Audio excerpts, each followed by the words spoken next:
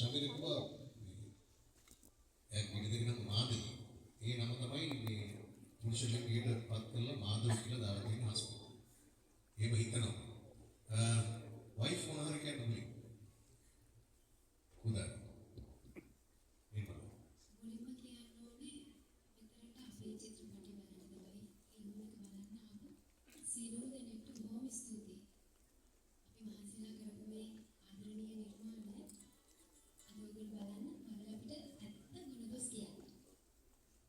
Wife බලලා ඔයාගේ husband මොකද කිව්වේ? තාම බැලුවේ. එහෙනම් පින්නක්. ඒවා ඔබගේ හැමෝම අහන්න තියෙන ප්‍රශ්නේ වුණා. විවාහපත් වෙන්නේ නැතුව කොහොමද හස්බන්ඩ් වෙන්නේ? මම උත්තරේ දුන්නා මේ. ඒකට දැන් මට විශේෂයෙන්ම ඉල්ලීමක් කරලා දුන්නෙක් විතර දැන් මේ සිනමා ක්ෂේත්‍රයේ ඉන්න අයට ඇත්තට මේක මේ වගේ නහනවා. මේ චරිතයේ අධ්‍යක්ෂණයත් එක්ක සහ මේ පිටපත ලියලා තියෙන දෙයක් එක්ක සහ අංගන ශිල්පියෙක් හැටියට මගේ එකතු කරන්න පුළුවන් දේවල් සහ මේ අපි මේ අංගන ශිල්පියෙක් හැටියට බලාගෙන ඉන්නවානේ මේ සාමාන්‍ය ජීවිත දිහා.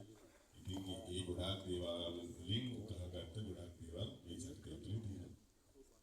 පාරේ බහැලා යන්න පුළුවන් වෙයි. මම හිතනවා ඒක පුළුවන් වෙයි කියලා.